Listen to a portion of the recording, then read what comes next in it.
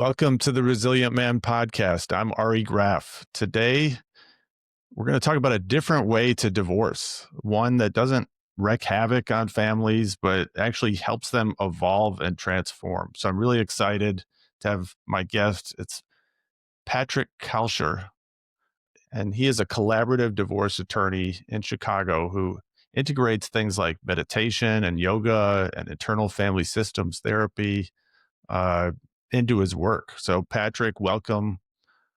Um, I'm really interested in what you do because I'm thinking about my own divorce and what it could have been like had I involved somebody like you in the process. But I want to first hear a little bit about your backstory. Like, how did you get from traditional law to doing this kind of work? Like, was this the plan, or? Well, first of all, thank you, Ari, for having me here on your podcast. I appreciate it. Um, and the short answer is no. It wasn't a plan. I actually This isn't never a track in grad school, in law school.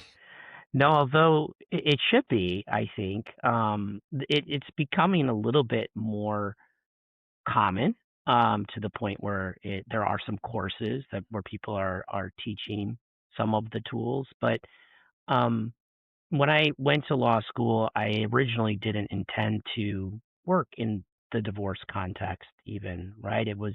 This is one of the things where I feel like it just kind of kept coming to me. Opportunities were presenting themselves, and it became more and more clear that this was a way that I could um, help families and also like make a decent living, like do good work and do well in the world. Is the way I think about it. And so yeah, it evolved over time, but it wasn't something that was a clear linear path. Hmm. Were you doing corporate law, or did you always want to do family law? Um, no, so when I first started in law school, I was doing corporate litigation. When I got my first job out of um, law school, that's what I was doing. I was working at a really large law firm that big corporations would hire for litigation purposes.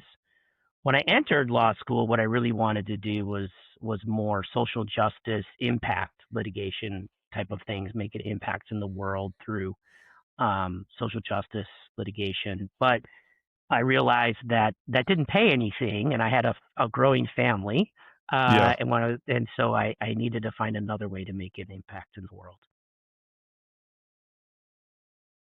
So then what happened?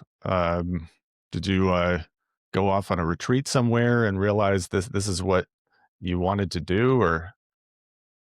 Well, so I have a, a spiritual practice. I do a lot of meditation. I do a lot of visualizations, and in my own personal work and development, I realized that the tools that I was using to um, transform my personal life was something that clients really could use. And my first introduction to family law did happen in law school. Had some experience there, and then I was doing some pro bono family law work when I was at this large law firm. But I knew I needed to make a shift in for myself to be in. I wanted to be a more present father and husband. I wanted to have more balance in my life, and I wanted to find a way to make an impact. And I realized that I could really help people in going through major transitions in their lives through some of the things that I was doing for myself. And that was a slow way eventually to getting to starting my own practice. I first worked at a large divorce law firm here in Chicago before I started my own practice where I really am doing what I'm doing today.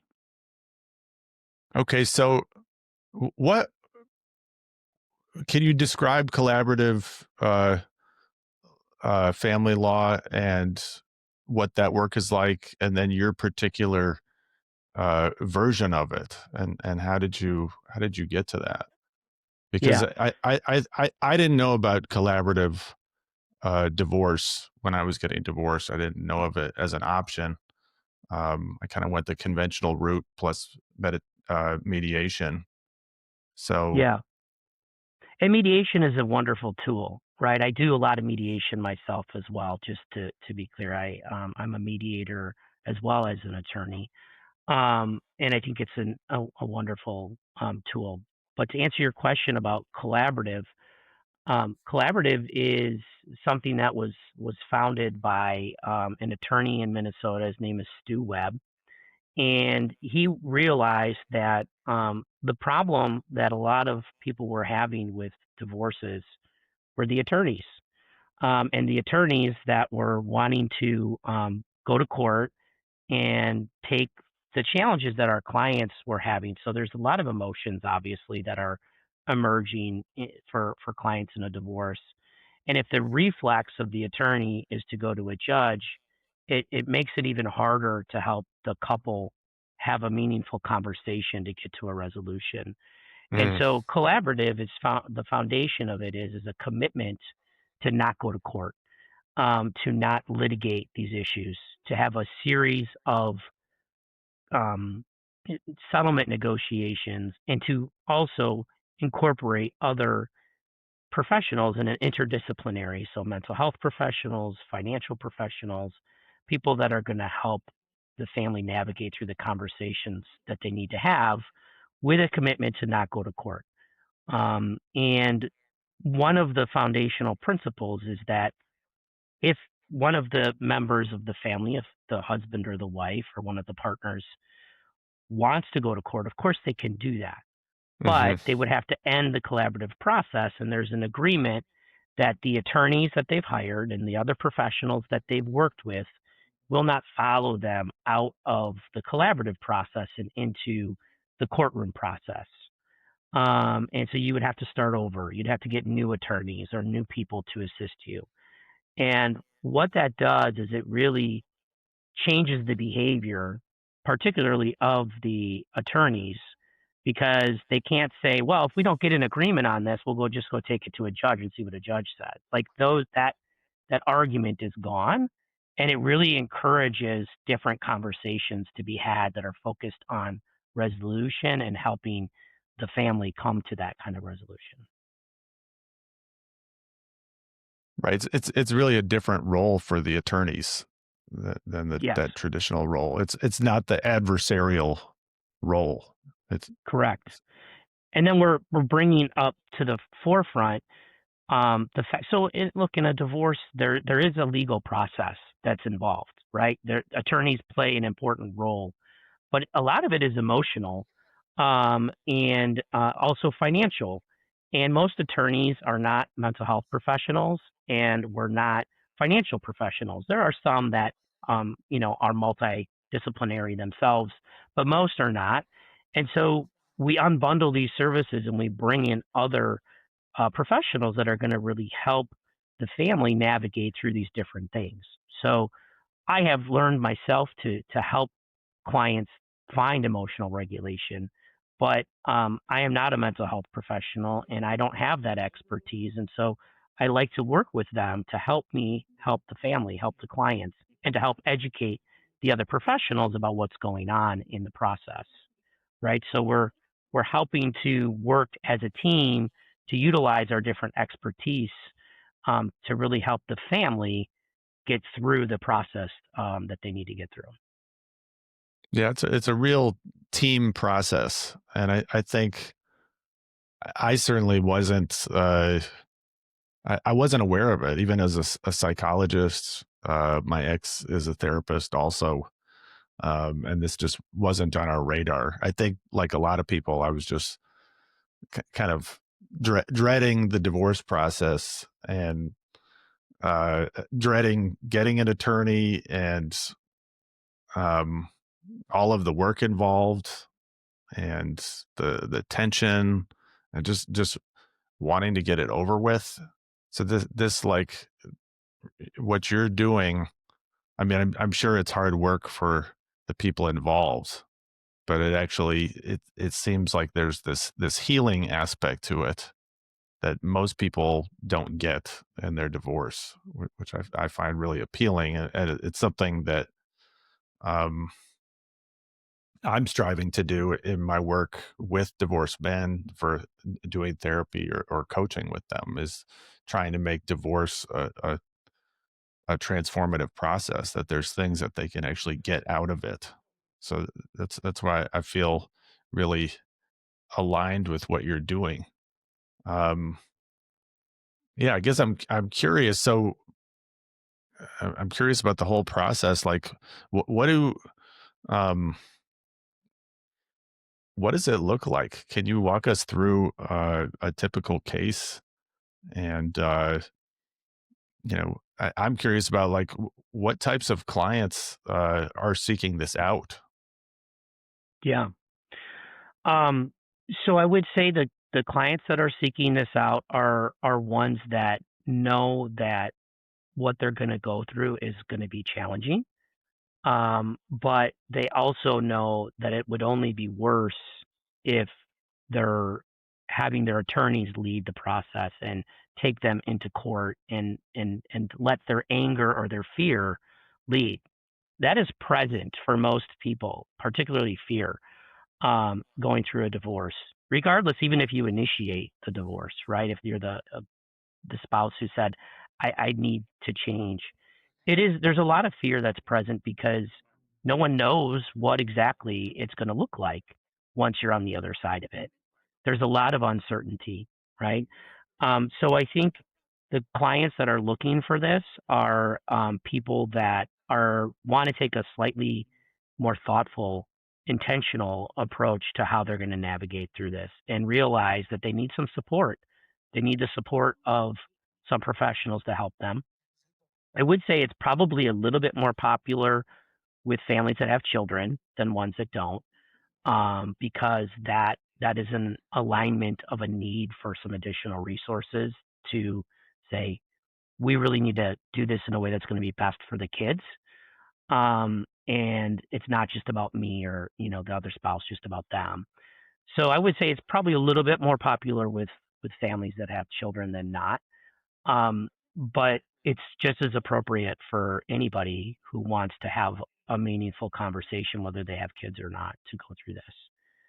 Um, to talk about the process itself or how it starts, that question that you asked, it can start a lot of different ways. In all honesty, it's people finding out that it exists. First of all, I feel like as an attorney, anytime someone contacts me in that role, that I have an obligation to help them understand which different options are available for them, Hmm. which would include the traditional going to court, would include them sitting down at a kitchen table and working through as much of it as possible if they feel like that's something they can do, would include them utilizing a mediator.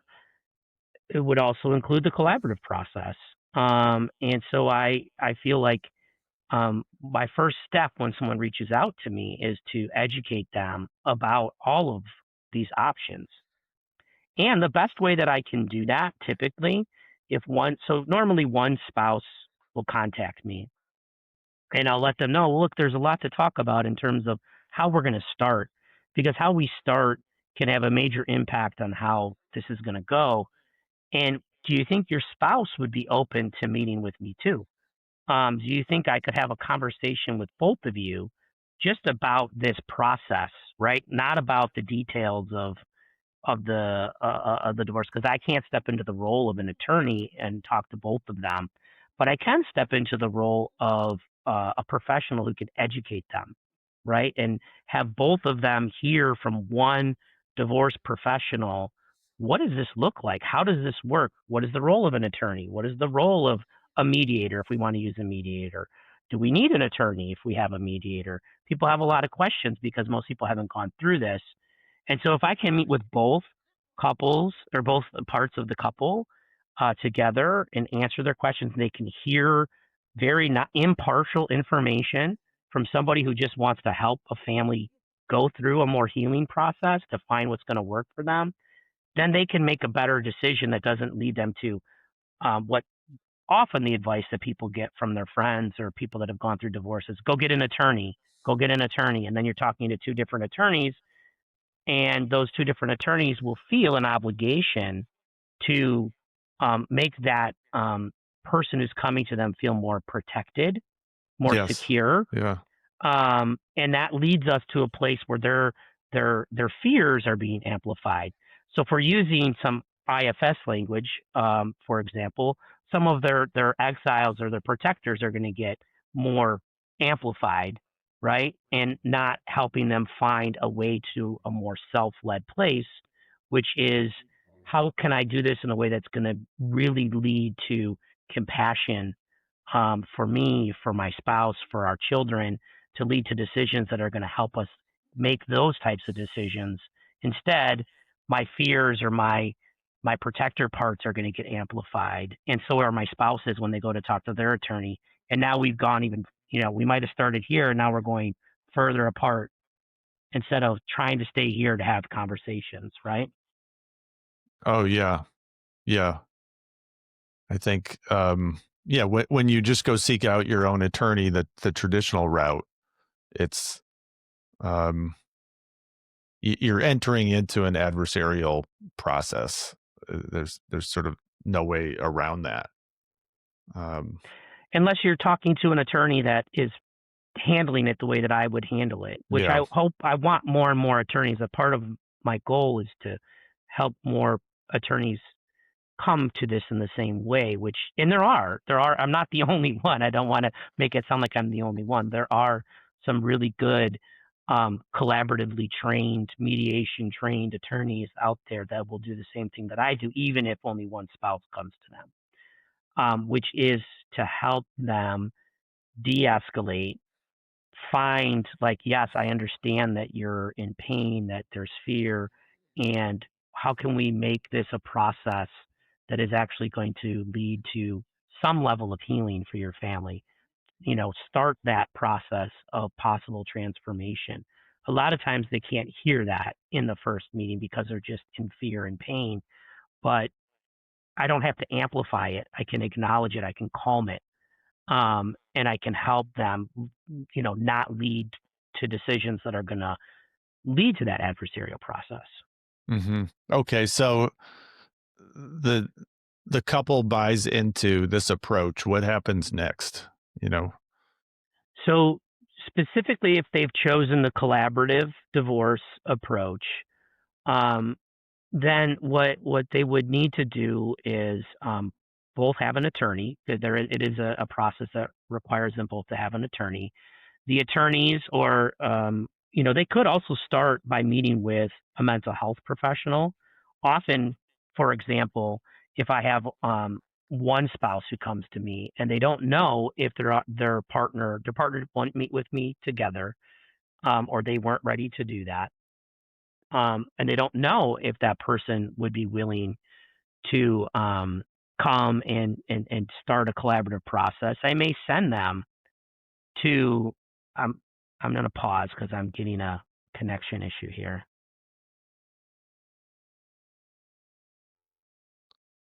Patrick, you're frozen right now. I think I lost you for a minute. Yeah, you're frozen. Okay. So it was just like, 15 seconds, but yeah, if you can say what you just said about, I think it was, if one person comes to you. Well, so what I might do is encourage them to see if they and their spouse could go meet with, a collaboratively trained mental health professional, a divorce coach, and because that person will serve as a neutral for both of the spouse. Often you can each have your own coach, but often we would have one mental health professional serving in the role of a neutral on a team. And so they may come that way too, right? They may come into the process through a coach. Hmm. But what we do is we as a professional team, we talk about what professionals do we recommend be a part of this team. Do we need a coach? Do we need a financial neutral?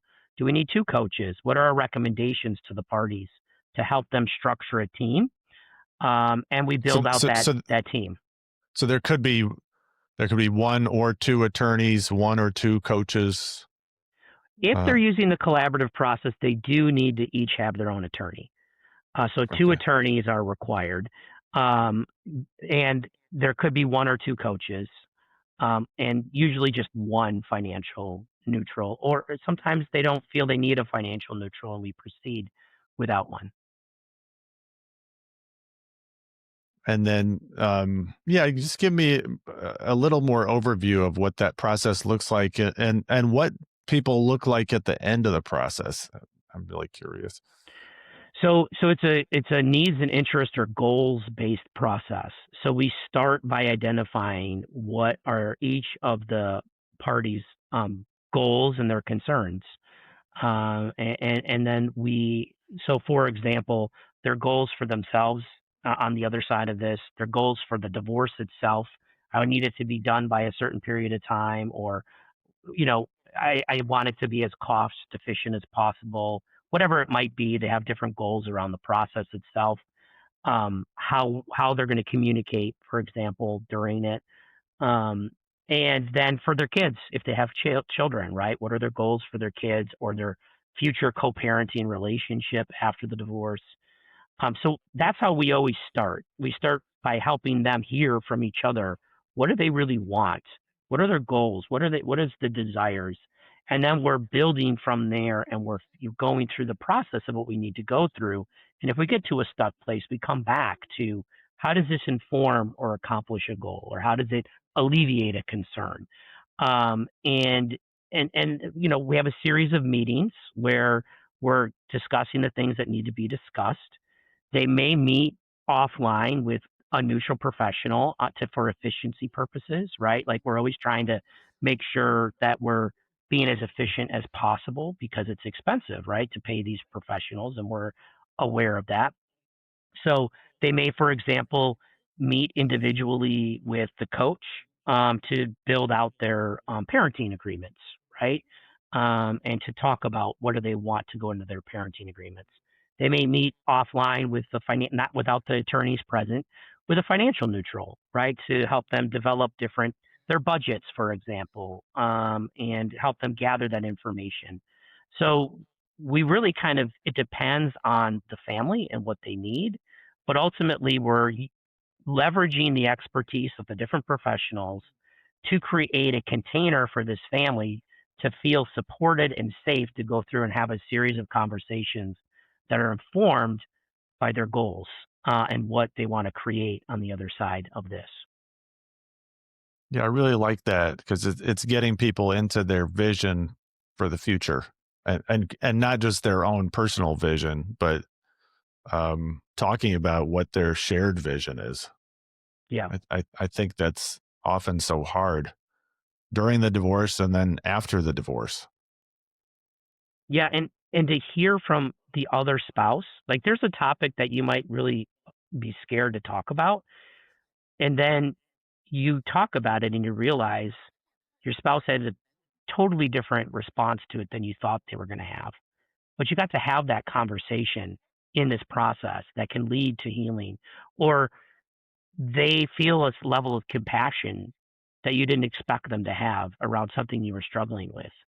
These are the moments in the process that lead to what I like to call miracles. There's little miracles that happen when we're in the room together, when we hold this family in a space of love as the professionals. Like we are creating that, we are doing that, and we're giving them an opportunity to really have those chances to feel compassion for one another amidst a very difficult series of conversations. And when that happens, when that opens up, that's where opportunities for resolution and healing really take place.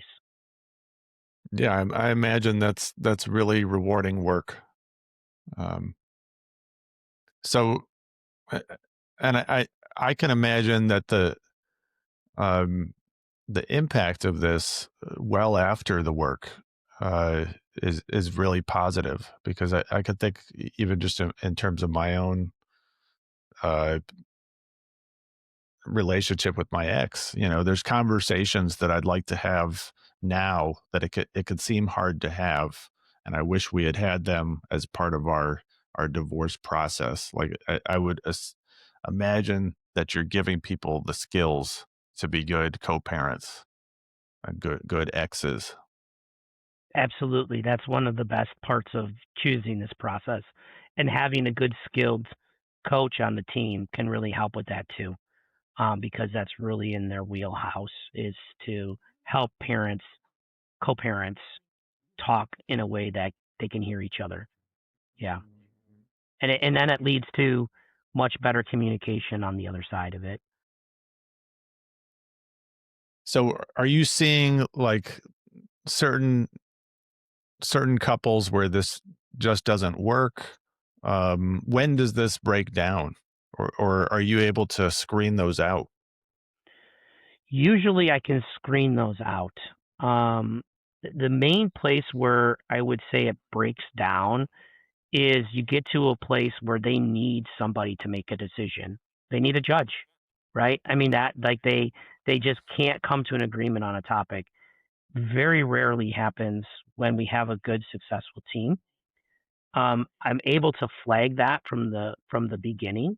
I Hmm. have an recent example that I did flag it, but everybody wanted to try anyways, including the parties, where I was clear to me that we were going to get to a place where I had a sense that they might need a judge to because we are not judges and we can't decide for them. And it was a legal topic, right? That my client in this process had a very strong opinion about that didn't align with what a judge would probably do. And the other party wanted to try this without going to court, knowing that we were entering into a process that they were very misaligned on how they felt about it, and also ultimately what the law says and what a judge would potentially do, and we weren't able to get past that when we got to it, unfortunately. So it was flagged and it was processed and discussed, and with informed consent, everybody wanted to give it a try and see if we could get beyond it. So I would say that's the main place where I find that it might break down. Big, difficult emotions can be managed, can be worked through, can be held and respected and given space and time and compassion and curiosity and different things like that. We can navigate through difficult emotions, and actions that have happened in the past that create those, like infidelity, for example. That's a Hmm. very big challenge, right? It's hard to trust after there's been infidelity, and the process requires a certain level of trust, um, to work through. But I've worked very successfully through in this process, when there are issues of infidelity, and those can be overcome. What can't be overcome is if they need a judge to make a decision for them because there is no judge in the process. Will you tell them, I think a judge would probably rule in this way if it goes Yeah, and what before a judge? Yeah, that's part of my role as an attorney is to help inform of what the risks are of under in the law. Like if like that case I had that I was describing, I was very clear to my client before we entered the process. I said, um, "This is what is a likely outcome if you go to court, and knowing that you don't want that outcome, your wife is also going to be aware of that likely outcome.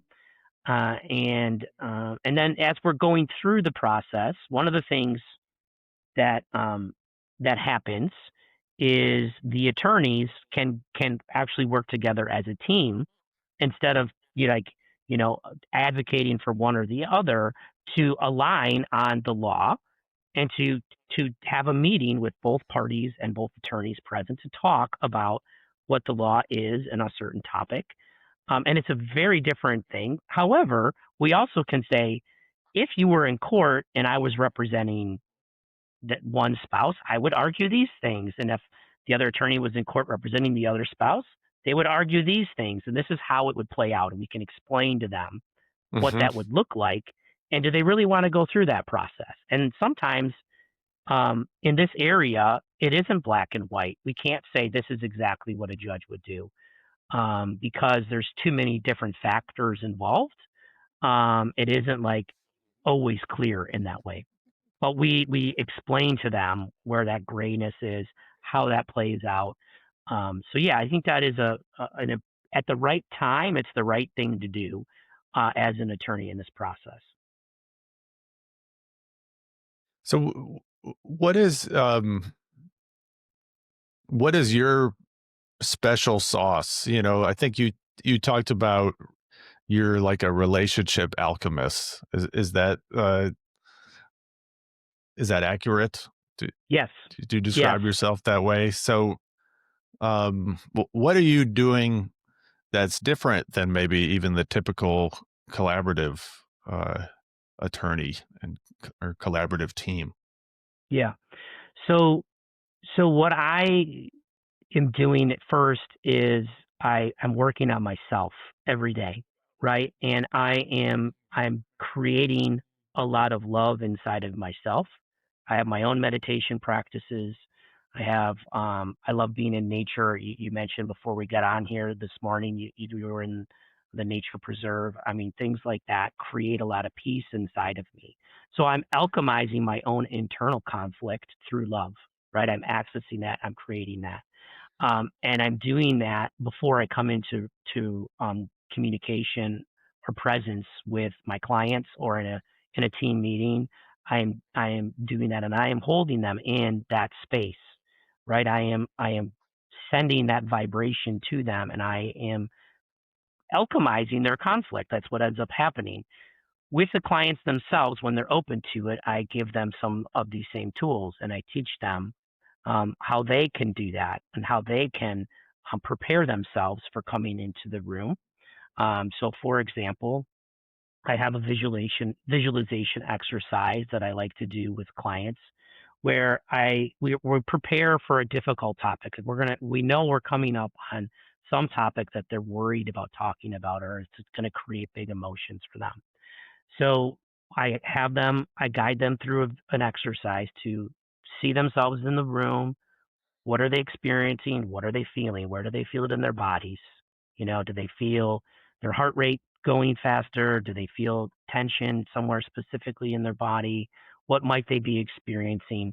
And we honor it, and we give it some attention and some space to really be present. And then I guide them into accessing gratitude or something they can be grateful about. Like, hold that space of this fear or this anger or this thing in your body, but let's come into a space of also accessing gratitude. Maybe it's only gratitude for this moment that we have to prepare. Maybe we can access bigger gratitude for our kids that we created together in this relationship. Maybe we can feel grateful for the time that we did have where we did love each other. Can we open up to feeling those other things? And then what do we feel in our bodies when we're in that space? What is the shift? What happens? What can we hold that? Now, holding both of those things where we honored that difficult feeling and emotion, and now we also are accessing some compassion and love, both for ourselves and our lives, and hopefully also for the other person if possible. It's not always possible, but even in the space of love and gratitude for themselves. Now, how do we want to talk about this topic? What words do you want to say imagining your spouse is across the table from you in this meeting? Now, from this space where we touched on both of the difficult and the compassion and the love, what do we want to say about this topic now and from this space? And we practice that. And with practice, when they start to come to that place, I've developed a language with them. We talk about it, about, oh, is there something else that you can access right now? Is there something else that you want to say on this topic? Take a minute, just pause, and we can do this in a meeting. We can do this with everybody present. Just take a few minutes, take a couple of breaths. I'm right here with you. What is it that you really want to say? And it can really transform the way a conversation is had about a difficult conversation. It alchemizes. It really does. It alchemizes the difficult into love. Gratitude opens up to love. It's the quickest way that I can help access that for somebody is to remember something they feel grateful for. Grateful for time, grateful for nature. They may be grateful for their children, grateful for whatever it is, and it quickly alchemizes the conflict into something different. Yeah, I mean, that's a really beautiful practice, and that you could actually be doing that with both parties, I think is amazing. Because I think, like, for me, I can see that over a few years, I moved from feeling wounded and hurt and like a victim, um, of what happened in my marriage, to one of gratitude and appreciation, and for, for all the things that I learned, and for the good things that my ex brought into my life, continues to bring into my life. But that took me a long time, and I didn't have a specific provider, and certainly not um, the divorce process that took me through that. That was something that I discovered kind of on my own. So I love that you're creating that for people, and clients, I think, are in such scarcity when they're going through a divorce, around money, around Hmm. love, around everything. And this is helping them shift out of that. So I could just imagine that that has benefits for the rest of their lives. Yeah, it doesn't just transform this process, it can transform their relationships that they have, in other places too. And that's what I love about this work is the opportunity to help people have the courage to come into a space because it's hard, right? I mean, it's easier to go behind our fears or hide behind our attorneys at times, right? Speak for me. That's an easier approach, but to have the courage to step into love and alchemize conflict with love is profound and has the possibility to really transform a lot of what's happening in the room, the conflict, and the relationships that you're going to have on the other side.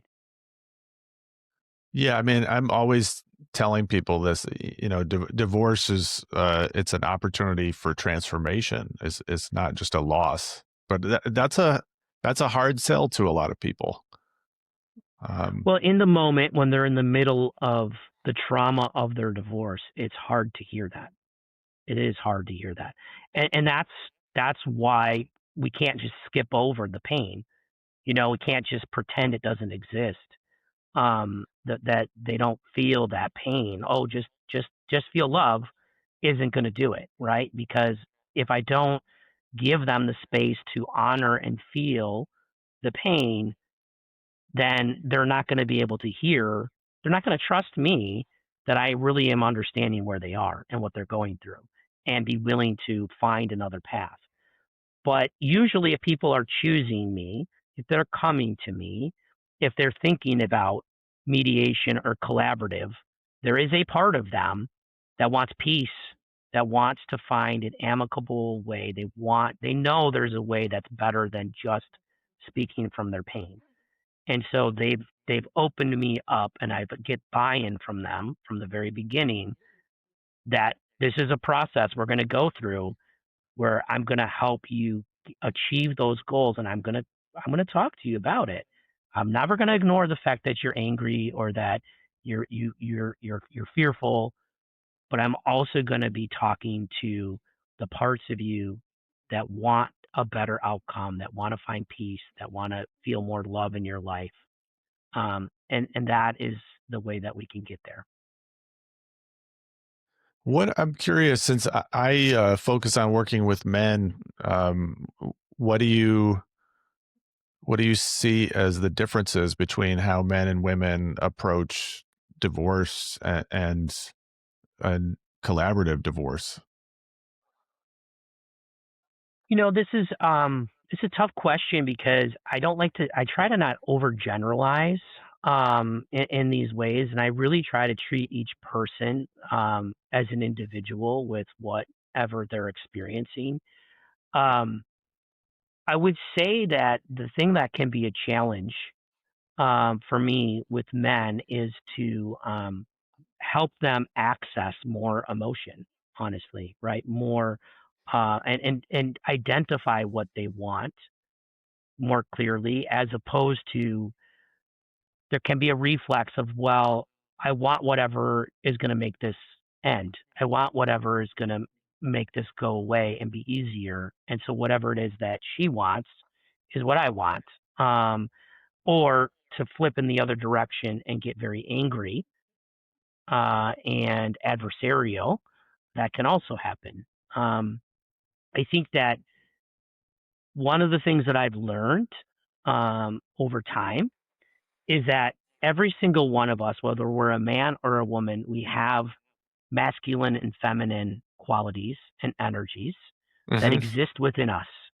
And what is important is to help bring out the more healthy parts of the masculine or the more healthy parts of the feminine, and whether it's a man or a woman, right? And so what I see are good people at their worst, and they may go towards the unhealthy parts of their masculinity or the feminine energies in them, right? So when I say that a healthy masculine to me, or a healthy masculine man, is somebody who can use their masculine energy to kind of create a little space to push tenderly, right? Not forcefully, right? Like there can be a masculine energy that wants to really push really hard and say, no, that's not going to work. I'm going to do this.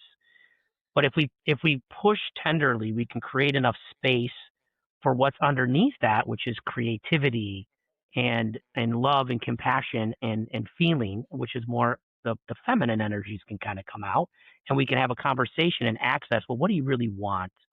We just have to do a little tender pushing of the forces to create enough space to help you identify what is it that you really want on the other side of this? What is it that you want to say? What is it that you're feeling that I can help you communicate in a way that you can feel safe and heard, right?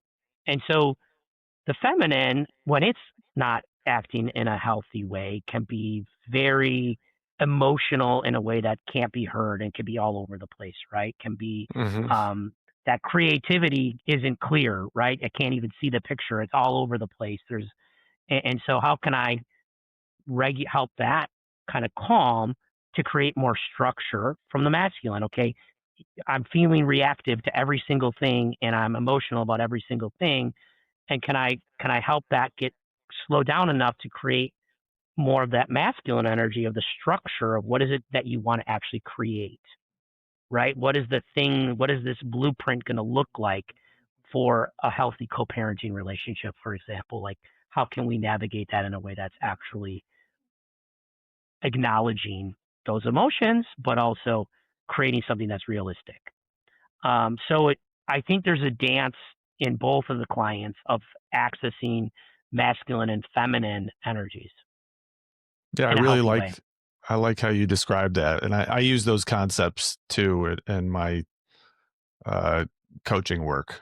Uh, and I know you have to kind of break down what those actually mean and how we all, men and women, have masculine and feminine energy, but it's a way to teach people how to access things within them that they might not have accessed before. Like I work with a lot of kind of disempowered nice guys, people pleasers. I think you were kind of describing some of the men you work with that that's their default setting, is to just want to defer to their partner, their ex, um, as the divorce proceeds. So part of the growth for them is learning to check in with what they actually want, um, Yep. and actually finding their own voice. Um, so yeah, I mean, I think using those concepts is a way for people to really grow in the divorce process. Um, that totally makes sense. Um, so what's your vision for the field? of family law and collaborative law? How might things look in 10 or 20 years? Or how would you want them to look?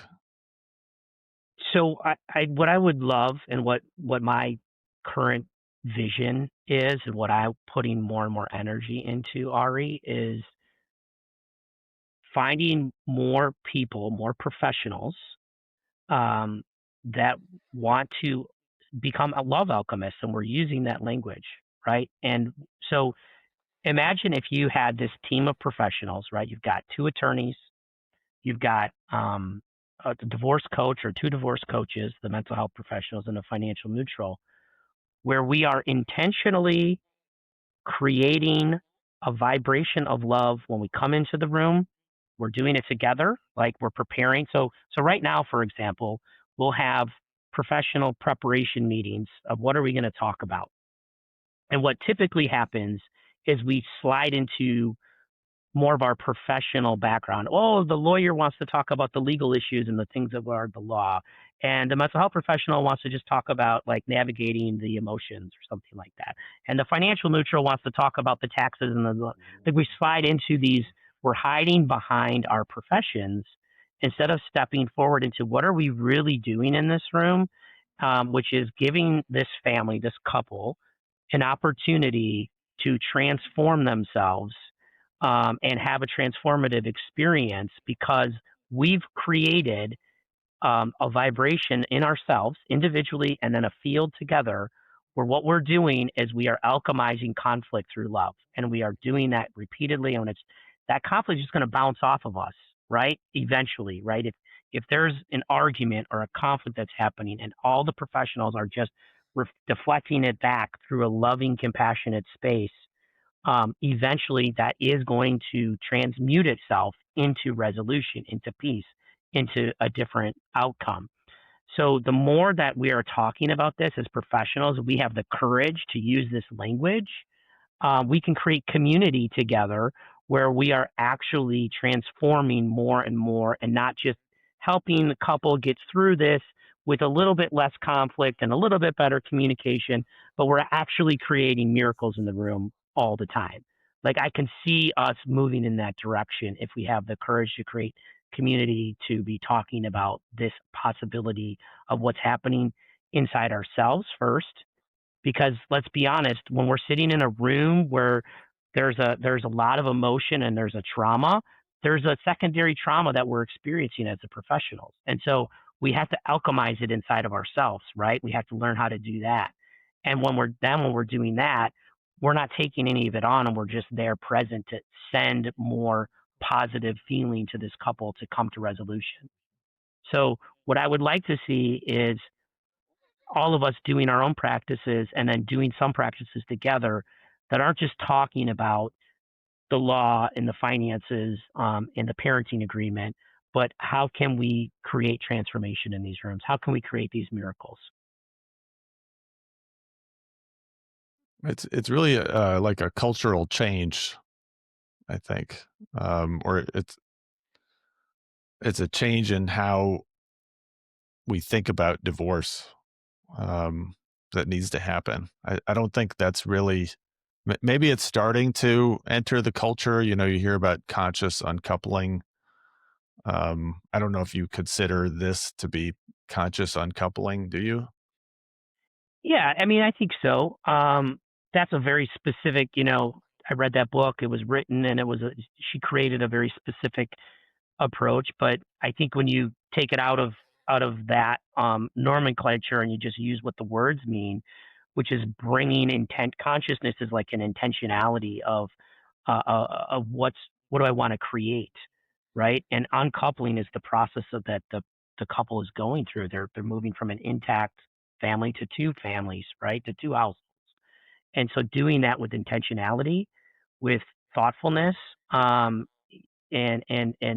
acknowledging what's happening for ourselves as well as the couple in a deeper spiritual way. Honestly, I think there is a spiritual process that is happening where that isn't being talked about. Like there is a spiritual crisis, just like there's a financial one, an emotional one, a legal one, that is also happening.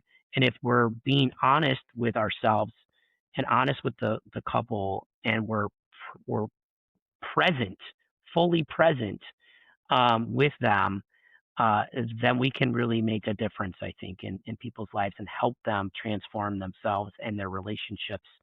And that transition will be so much more fulfilling. I mean, it's a weird thing to say, right? Like divorce could be a fulfilling thing on the other side. Like you actually have an opportunity to create something here. And one thing that I've often thought about is it's sort of a death and a rebirth cycle, right? Like it's a ending and a beginning all at the same time. And so, what do we want to create, and Yeah, how can we do that effectively? I think that's the right question, and I was thinking about this before we spoke, um, that this kind of conscious divorce process we're talking about, this might be the first time that a couple consciously creates a relationship in their life. Most of us go into marriage kind of unconsciously.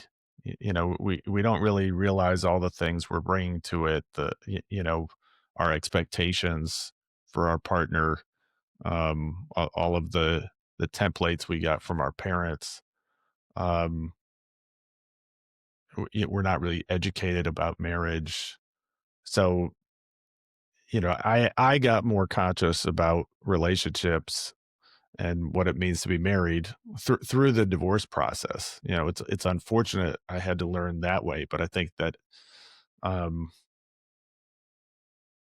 one thing that I would like to see is more conscious approaches to marriage. So we're not just having to learn these things through divorce or never learning it. Absolutely. And some hope for you, Ari, is that younger people are doing that. I'm having younger couples that are entering into marriage, and people that are currently in their late 20s, for example, um, coming for a premarital agreement. But that premarital agreement isn't about protecting wealth, it's about having these conversations. And what are our expectations? Well, what if we have kids? How do we want to navigate that? How, like, let's start having conversations about what our expectations will be in terms of, if one person stays home, if the other person stays at work, what does that mean? Like there are chances to have those conversations in a similar approach. Like we can use these same collaborative tools. Hmm. um, I've done this with other attorneys where we have two attorneys doing a premarital agreement that is having a series of conversations and guiding this couple to be talking and thinking about and getting educated about marriage and educated about divorce too. Like if you get divorced, like, what will happen? And we can have all of that because it's a reality that happens for 50% of marriages, right? So Right. um it's it's it's different. I think when in my generation and people even older than me, premarital agreements were considered a way to one person to have all of the money or to protect their wealth. And don't get me wrong, that still exists. Those agreements are still being had. But I'm So, having more and more younger people come to me to have these conversations. so what you're describing is not a traditional prenup. Uh, It Is this ends in a is traditional prenup in the sense that they okay. have a document that they both sign and it talks about a lot of the same things. But I think that, and so there's still, that is the end product, is a prenuptial agreement, a premarital agreement. And there are certain things under the law for it to be valid, we have to have in it and stuff like that. But we also within it can have conscious, intentional conversations about what this couple wants to co-create together when they're entering into this relationship, and that there's an opportunity for anybody doing a premarital agreement to have that conversation if they take that approach. And so that, but I'm finding people that are getting married now are much more open to that, and actually wanting that conversation, than 15 years ago when I was doing premarital agreements. Mm, that's good to know that you offer that. So is that done in conjunction with coaches, or is that just you? Can be done in conjunction with coaches. Thus far, it's been myself and one other attorney. But I would love to create something where we have a more thorough team. And honestly, Ari, a lot of times, one of the things is that as an attorney, I'm needed less and less, right, in a lot of what I'm doing, because what I'm my role, as if I'm in the role of attorney, is really to educate about the law and legal implications. But that's only like 10% of what is happening, right? When you're entering into a marriage, yes, you're creating a legal relationship, but what's really important is how are you going to talk about things? How are you going to navigate when you have children and the changes in your relationship? How are you going to navigate if somebody wants to retire? What if somebody becomes disabled or has an issue, right? Hmm. All these different things that can happen. Um, there are a little bit of legal things to talk about, but there's a lot more emotional, aspirational, co-creative, intentional things that I would much prefer to be guiding these conversations about. So the short answer is I want to get people like you, Ari, involved in those conversations because you have a perspective and an expertise that I think would really help guide these conversations. Okay.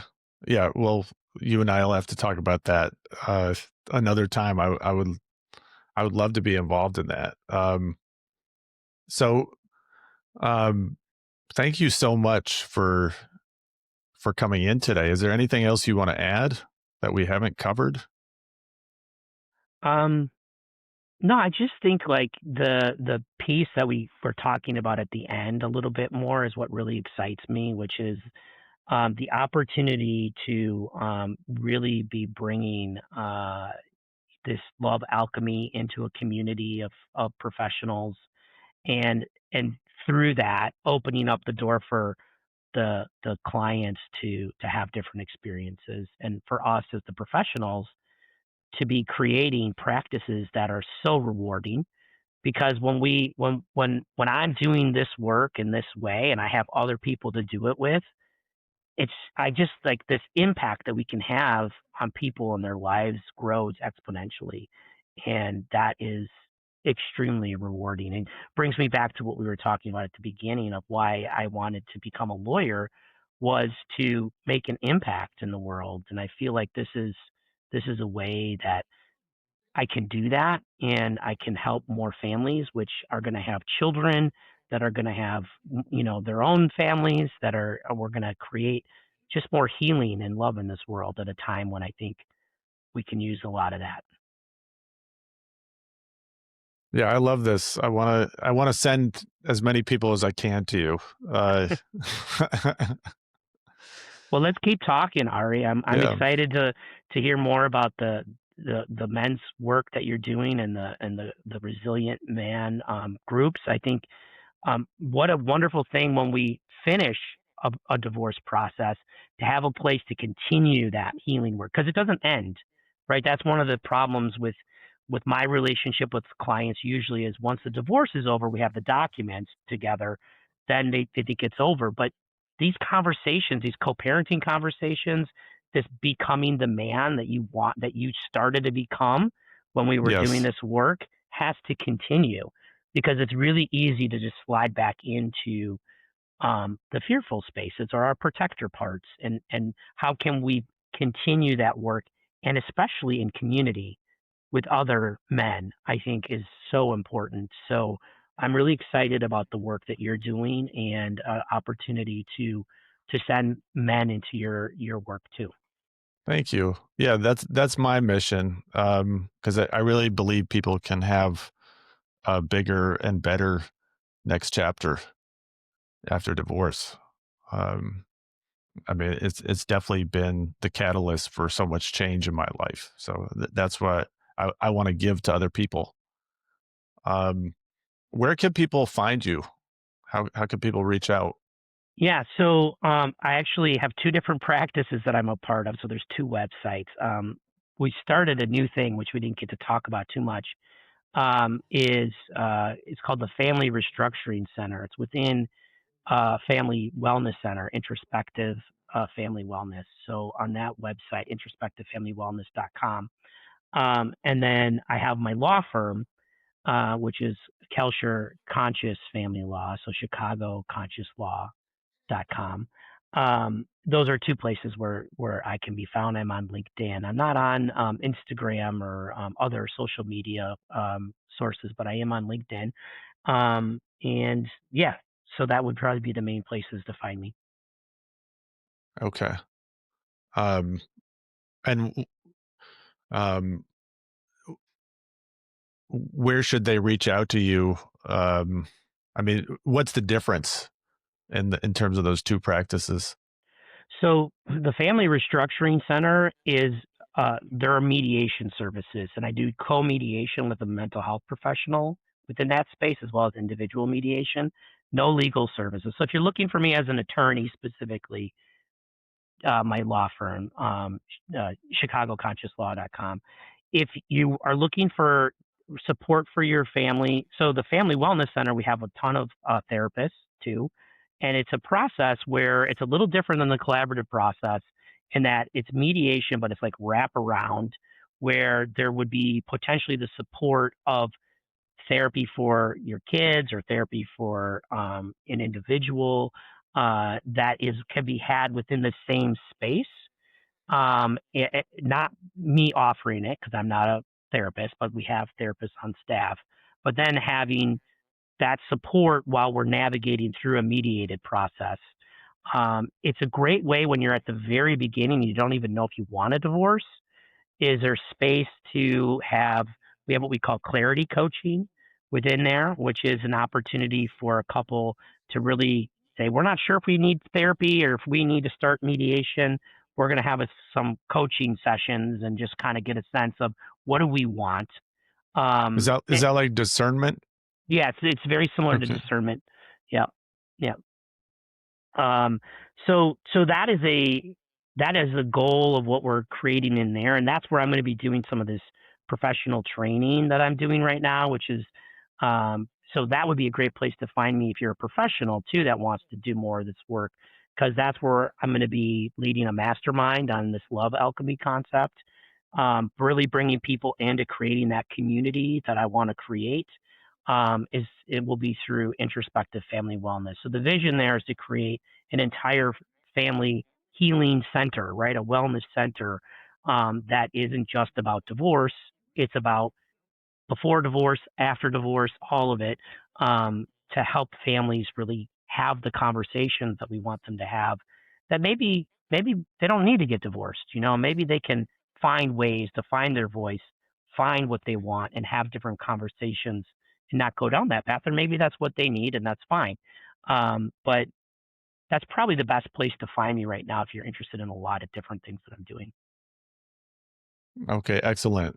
Um, well, I'm excited about the work that you're doing, and I appreciate you, and I hope to continue the conversation. And thank you. Thank you, Ari.